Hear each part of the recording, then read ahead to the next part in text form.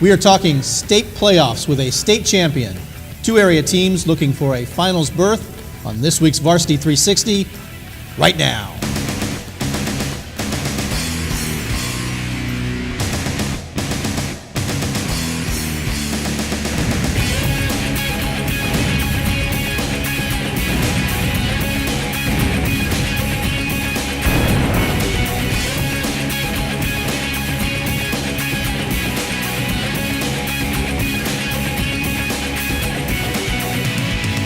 Hello there, everyone, and welcome to Varsity 360's Gridiron Report.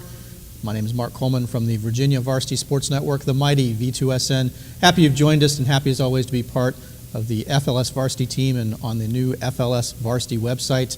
And to be joined by one of my very favorite members of the FLS Varsity team. He is from the Freelance Star, where he's the assistant sports editor. He's here again, Mr. Justin Rice, the intrepid traveler. You've made it back. Maybe for the last time for this season. We'll hear more about that in just a bit, but glad that you're all right. Glad to have you back here. Yeah, it was a good weekend and a fun month of football and playoffs and field hockey and so on, and it's fun to see teams do well and, sometimes less well. Well, don't give it away just yet. Well, we also have joining us a reigning state champion. He is the head coach from Fredericksburg Christian School. He knows a thing or two about winning state championships. It is Coach Tim Coleman. Coach, welcome. Thanks for joining us. Mark, thanks for having me. It's an honor for me to be here today. Thank you. And congratulations right up front on the championship there at FCS. A big undertaking, a big moment, I guess, event, building that program there at FCS. I'm sure you're very proud of that. Well, a school that has actually been in existence for 35 years to have coached the first state championship of any sport this year after 35 years, that was an honor for me to be able to do that at Fredericksburg Christian, and for those young men to experience that and the coaching staff that was there, it was just a great day. Awesome. We'll get into that in just a bit as well. Okay. How about we jump into the games that were played this past week? It was a state semifinals, and we will start with Massaponax, who took a trip up the road to take on a very strong Tuscarora team. This game started out pretty well for Ponax. An early drive that showed promise resulted in a turnover, a scoop and score. Tuskegee jumped out to a 20-0 lead, and it was pretty much game over from there. I think on paper you're right. I talked to Nathan Waters from the Freelance Star a bunch about this game. And he said, really the game was a lot closer than you might think if you look at the score. Okay. Massaponax had a lot of opportunities, including that first drive that results in a turnover, of course. Tuscarora runs it back for a touchdown. And, just giving up that first point, that's a momentum changer, to not get that first point and suddenly you're down. Coach, I'm sure you've been there before, where you're going in, where things are starting off really well, and then suddenly they're not. Well, Justin, that's the point in time where the coaching aspect really comes into play with a football team, is trying to keep them encouraged. Hey guys, you know what? We know we moved the football against them. We proved we moved football against them. It's just now we got to protect it a little bit. How big of the situation? So Joey Bendon, the star quarterback, was out with his second concussion of the season. Hope that Joey's okay. From what I understand, he will be okay. But he missed this game. He plays both ways. On offense, Purgis had to fill in and did an admirable job, it appears. How important is that, Coach? Have you ever faced such a situation where you've lost a quarterback or other key skill player late in the season in such a big game? And I have, and that's where I think what really comes into play, Mark, is the fact that here's your quarterback who's your leader.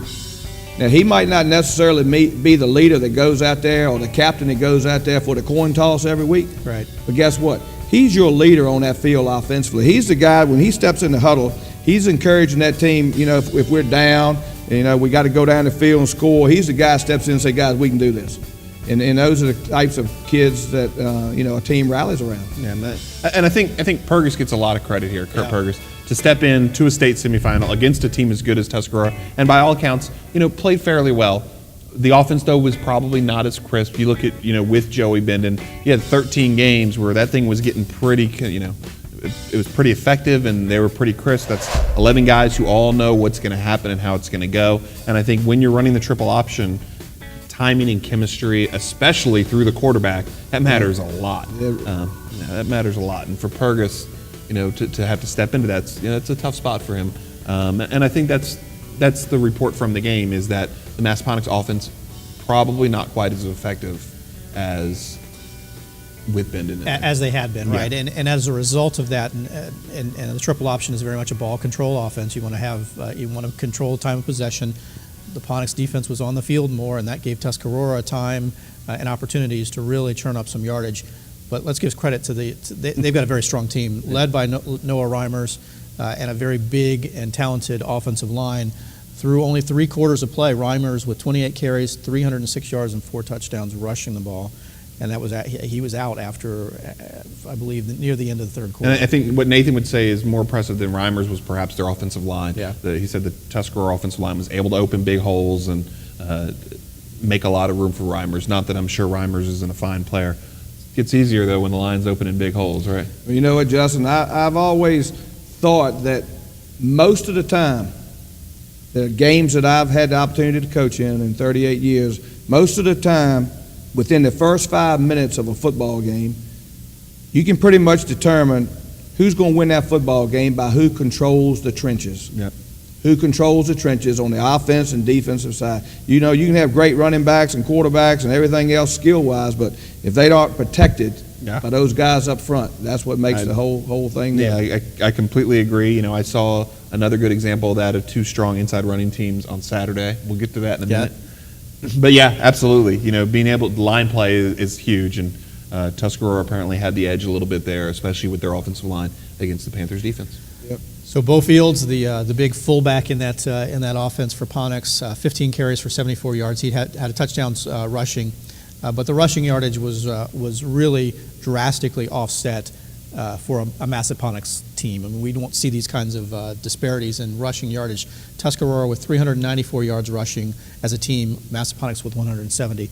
More often we see that reverse, those roles reverse. So an unusual situation for Ponix. Sure, but I'll tell you right now, I know with Massaponax, this game and every game here has been icing on the cake. This is a Massaponax team that probably not highly regarded, a lot by us, of course, right, at the Freelance Star. And I think we're probably doubts in Massaponax. We're very young. We're replacing a lot of talented players.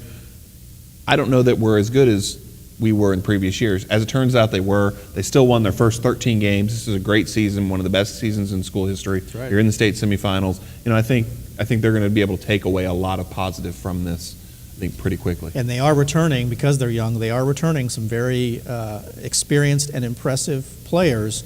So I have a feeling that they're going to be in the top 5, let's just say that at least, in the preview issue next year. I think that's my prediction. I think my bold it's a prediction. decent bet that Massaponax makes our preseason top 5 next year. I'm taking. Justin has a habit of going out on these limbs. They tend to be pretty thick limbs. Sometimes you might call them branches, but I'm going to go out on one of the Justin limbs here and say that Ponix probably a safe bet. Massaponax top 5 team next year. 13-1. The Panthers certainly had a very impressive season. Everything to be proud of here. They met a team that had their number. They were a little bit depleted by injury. Nothing to be certainly things to be disappointed about. Nothing to be embarrassed by. This was a successful season. Sure enough. So, Massaponax falls to Tuscarora 41-21. James Monroe had an odyssey of their own, taking a long trip down to take on Magna Vista. Justin made the trip as well. Justin, an exciting back and forth game here. It was a really good game, and I'm certain even today James Monroe has walked away thinking that is a game we should have won. Yeah. So Magna Vista jumps out to an early lead. James Monroe comes roaring back. A long kickoff return for a touchdown by Magna Vista to tie the game at half. So you play 2 quarters of back and forth football, and it's still tied. It is tied. It was 28-28, but it was 21-7 Magna Vista in the first quarter. James Monroe goes and outscores them 31-7 over the next 2 quarters, and has just an ironclad control of this game. They kick a field goal, and they're up 3 in the third quarter. They score a touchdown, and they're up 10. They kick the ball off after the touchdown, and they recover the kick. They're up 10 with the ball. Not an onside kick. It was a squib kick that they recover, not an onside kick. They get the ball back. They're up 10. They take it down to the goal line with about 7 minutes to play. First down and goal, gets stopped. Second down and goal, they fumble. Magna Vista recovers.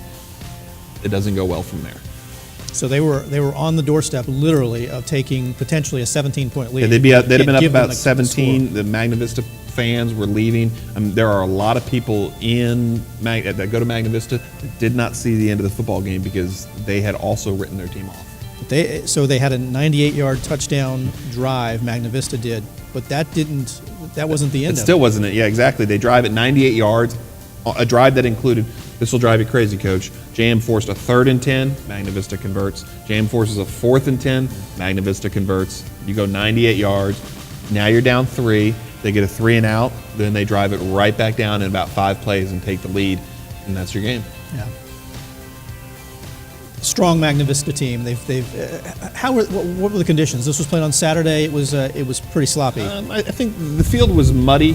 I think it was sort of a mud that favored an offensive player in many ways. The offensive player knows where he's going. The defensive player does not. I think that helped maybe both teams' offenses. But I don't think it was decided by conditions. There was a couple plays that you look at that they were the deciding moments. JM fumbled 3 times. Once, of course, on the goal line we discussed. Once they get a long run to the Magna Vista 25, they fumble at the end of the run back to Magna Vista. One, they complete a pass to a first down to about the Magna Vista 20. They fumble, Magna Vista gets the ball back. And then, of course, the 3rd down and 10, the 4th down and 10 that you can't get off the field on. So there were several plays where JM really had a chance to put this one under wraps and win. I think Magna Vista is certainly a very good football team. Certainly, the running back, Jock Harrison, had 32 carries for 248 yards, 2 touchdowns. JM had a hard time bringing him down all night. I think their offensive line played fairly well. There were good holes to run through. But JM, I would say JM is a 6 out of 10 times, 7 out of 10 times better than Magna Vista. Didn't have their best game, and the turnovers really hurt. So offensively, they weren't able to convert some good opportunities, and defensively, they allowed Magna Vista to remain on the field where, particularly in the playoffs, but through most of the regular season as well, this JM defense really, we were talking last week about how good the rush defense was and how it helped to win that game. They had the shutout earlier in the playoffs. The defense just was not able to get it done. And it wasn't, I don't know that it was so much that they played necessarily that badly. Magna Vista was a pretty good offensive team. Yeah. But JM certainly had their moments, and I think they're going to walk away from that one going, that's one we should have had. So I was following you, tweeting this game. I did not make the long journey down to the southern regions of the state of Virginia, but I was following it on Twitter. It seemed as though there were some special teams challenges, I guess. There was the kick return for a touchdown by Magna Vista, but they had some challenges punting the ball as well. Magna Vista did, that JM was able to capitalize. Yeah, the Magna Vista kick return, first of all, was a pretty nice kick return, and it was another one of those things where the offensive player is running and the defensive players look like they're sort of in the mud waiting to fall down trying to tackle the guy. I know you've seen that lots. Then the special teams, Magna Vista very clearly, I spoke to their coach after the game. They haven't punted much all year. They haven't had to. They could not. They had a hard time with snapping the ball on the deep snap. They had a hard time actually kicking it far. And it was clearly JM's edge. Magna Vista rolled a snap back that set up JM at the 11. JM scored. Magna Vista had a punt that went about 15 yards. JM scored right after that. Special teams were a factor at various points, but just the missed opportunities for JM. That's certainly where it starts, yeah. So James Monroe falls short. Magna Vista comes away with a 41-38 win, and I'm sure that JM is feeling rather unsettled about how this has ended. But Coach, we saw another game. We are aware of another game that was played in Virginia this past week, a playoff game between Lake Taylor and Monacan. Came down to a last-second field goal attempt by Lake Taylor. I don't know if anyone has seen the video of this. The field goal was blocked. The Monacan players are running off the sideline in celebration, euphoria, but the ball didn't make it past the line of scrimmage. Lake Taylor picks it up and scores the game-winning touchdown with no time on the clock. Strange situations. How much do you try to teach your players about the rules of the game, particularly those strange situational type rules that are always, it seems like once a year, once every 2 years or so, you hear these strange, situations that have arisen, and unfortunately, it ends the season for a team in this situation. Do you coach that? Well, Mark, it's funny you should ask that. My high school football coach was a guy by the name of Ken Brown, who I had a chance to play for. He's the only coach that I really learned about this game under. Justin had Also an my high school opportunity coach, to play for Coach Ken Brown over at Brook Point. Coach Brown is one of the most thorough when it comes to covering things, just as thorough as he can be. And yes, those are things that you coach every day. I've been a head football coach since 1989. I coach free kick. But some people say, what, Coach, what a free kick? When I first went up to Colonial Forge, Jack Farrick, who's a linebacker coach up there, he said, first pregame we had on a Thursday, I'm covering a free kick. He looks at me and said, Coach, what are you talking about? I said, Jack, it's a free kick. And a lot of people don't understand what a free kick's about, but you can take a free kick after a fair catch. It has to be a fair catch, but like we coach that at the end of a half. Right. At the end of a game, there's not much time, but you can actually run it anytime you want to run it. Right. Of course, if there's a lot of time on the clock, you wouldn't, take free kick right at the spot. And since 1989, I've had an opportunity to do a free kick one time. Have you? Yes, but we were ready for that situation. Okay. That's the main thing. Yeah. And you know what you're talking about with blocked field goals and extra points? I mean, yes, you got to coach that up. If it's behind the line of scrimmage, it's live. The offense can pick it up and advance it. Yeah. And once it crosses the line of scrimmage, they can't. But as long as it's behind the line of scrimmage, you can advance. It's free. Yeah. But you got to be coached up in those areas to understand those things. If only you had coached up Leon Lett, he would have understood it on that Thanksgiving Day game, right? That's right, I remember that. Yeah. The professionals who don't know this. Coach, Exactly. What's the game? I know you got one. What's the game you think of? We were the better team. We did not win. What's that game for you? Maybe in your coaching career. I know you've got some of those somewhere. We the year, Justin, after we won the state championship in '97 at Varsity, we went back down and played Lafayette in 1998 in the playoffs, and we lost that game that day 10-3. And I left Lafayette down in Williamsburg knowing that, on paper we had a better football team. But as we all know, I'm thankful for the games aren't played on paper, Right. because I've been in a lot of situations where, when I was in Spotsylvania, we go down and play Salem in '91, a state championship game, a game we weren't supposed to win. They're the number one team in the state. '94, Amherst team, it was averaging 48 points a game, number one team in the state. But, one of the things that in my career that I think I've always been able to do, I'd sit teams down on a Monday of a state championship week, and I'd tell them, you know what, guys, so what if they're the number one team? We don't have to beat them in best 2 out of 3. All we got to do is be better than they are for 2.5 hours, and we can be a state champion. Wow. So what do you tell a team that has lost a game that What did you say maybe after they that thought game? that they should, that on paper they should have won? And this, I'm not saying the JM is on paper necessarily should have won this game, but you're saying 6 out of 10 times I think JM 6 out wins of this 10, game. yeah. So there's got to be some sting there. What do you tell your kids after a game like that? And that's a tough one because everybody sitting in that room probably understands that statement that we probably had the better team on paper. But, for the kids to walk out of that locker room understanding they weren't is part of what reality of what life's really about, because you've got to go and perform. Yeah. And anybody can be beat on any given day. And usually those are the kinds of games that really prove that point that people talk about throughout sports. Justin, how's this for putting some perspective on things? So Jay Scroggins, I believe, a 4-year starter at James Monroe High School as a quarterback. You tell me all the time, in order to be a full-year starter, you have to start your freshman year, right? So Yes, as it turns out. this coming weekend will be the first weekend that a football game will be played that he's not on a bye, that the team is actually not alive. He has made it to the championship game, as have the other seniors. This weekend will be the first game that the team will not be The first week involved for James Monroe will not be alive, and it's a tough one for them. And I certainly know they feel like they had a team that could win a state title this year. I think certainly James Monroe is among the 3A schools, maybe the premier program in the state at this point. Exactly. And I don't think this loss changes that. No. But it is what it is, and it's gonna be a painful one, I'm sure. Yeah.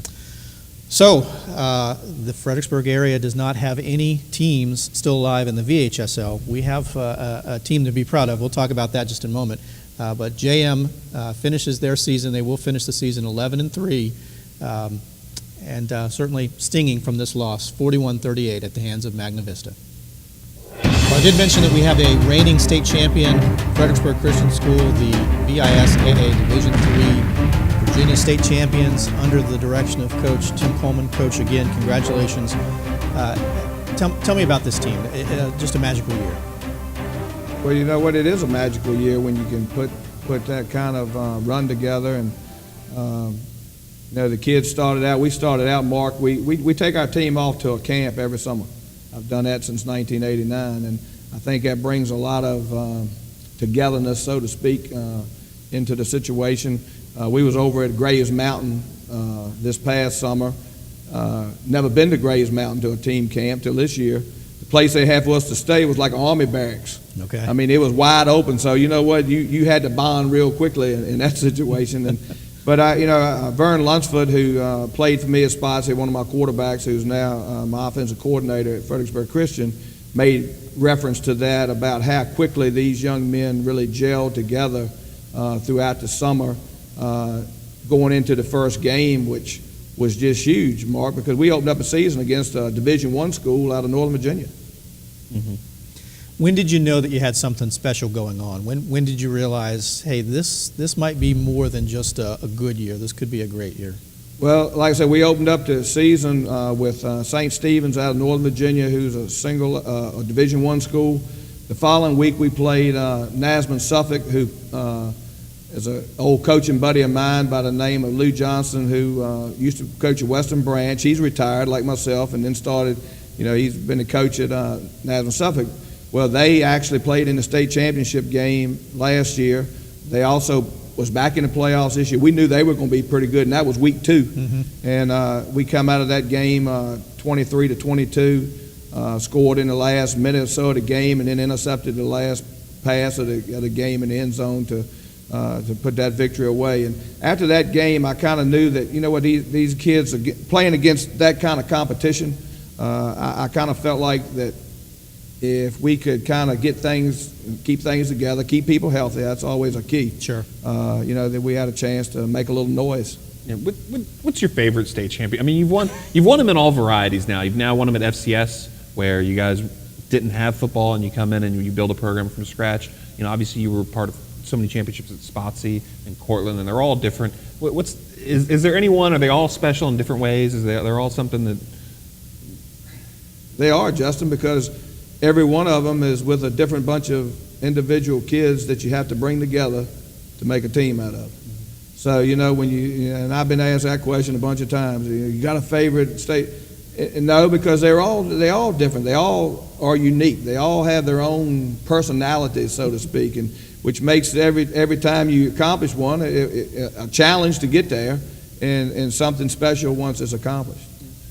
I know, Coach, we write about a lot in the newspaper about running backs and things like that, and guys who handle the ball and score touchdowns. Who's the guy or the guy or two you think from this FCS team that you look at? This guy was unsung and was very meaningful to us. Is there one guy you could say, or two guys, or a group of guys? You know, you look at this year. We had a young man, a running back that really came on midway through the season, played well the whole year. A young man named Blair Lawson was dinged up a little bit. We held him back a little bit in a couple games, and then that young man just, you know, was real healthy going into those, because, you know, you got 2 playoff games in private sector. Yeah. You get 4 teams in. 1 plays 4, 2 plays 3, the winners play. So in the 2 playoff games, he scored 8 rushing touchdowns in 2 football games, and had another one in the state championship game, pass interception for a touchdown. That young man counted for 9 touchdowns in 2 playoff games, and he has some special feet, and he's got some quickness that I haven't seen a whole lot of in my 38 years of coaching. And he's only a junior. He's a junior, yes, sir. So look out next season.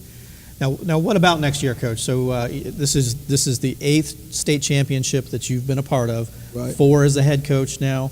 Congratulations again on that. What goals do you have ahead of you now? I mean, do you still have the burn? Do you still have the motivation to do it again? Well, I'm going to answer that question, Mark, with this statement. The week after we won a state championship, Julian Bumbury, who's a basketball coach at James Monroe, called me up. He said, Coach, can we start doing some speed work with my basketball team? I said, Julian, I said, can you give me this weekend? I said, this is the first free weekend I've had since August. Can you at least let me have this week? He said, all right, Coach, yeah. How about next week? What day? And I say that, Mark, to say this. My entire life has kind of been spent working with kids and giving kids an opportunity to be better, because I think that's, people think they have a calling in life, and I think my life's calling was to work with young people and give young people an opportunity to be successful, lead them in the right direction. And yes, to answer your question, I still enjoy motivating kids. I tell young coaches all the time, it's not about the X's and O's. Not always about the X's and O's. I know one set of O's. That's a Delaware wing tee. I know those O's pretty well. X's, you know what that's about, Justin? X's is about putting people in position to stop the other team. Sure. Whether it's an odd man front, even man front, 3-man line, 5, 6, 7, that's what defense is about.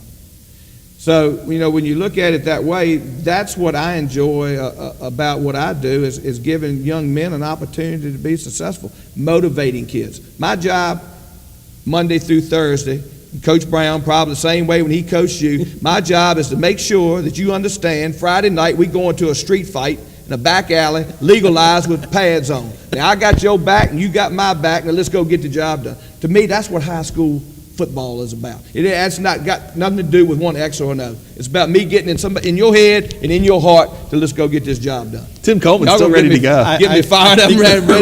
Let's play. All right. I think something's still burning there. Yes. I'm sorry. Coach, that's awesome. That's great. I'm ready to go run through the wall for you right now. How talent-wise, how's FCS going to be? We know, your running back is back. You guys got a good group back, you think? We got some skilled kids back, Justin. We're going to have to replace some linemen.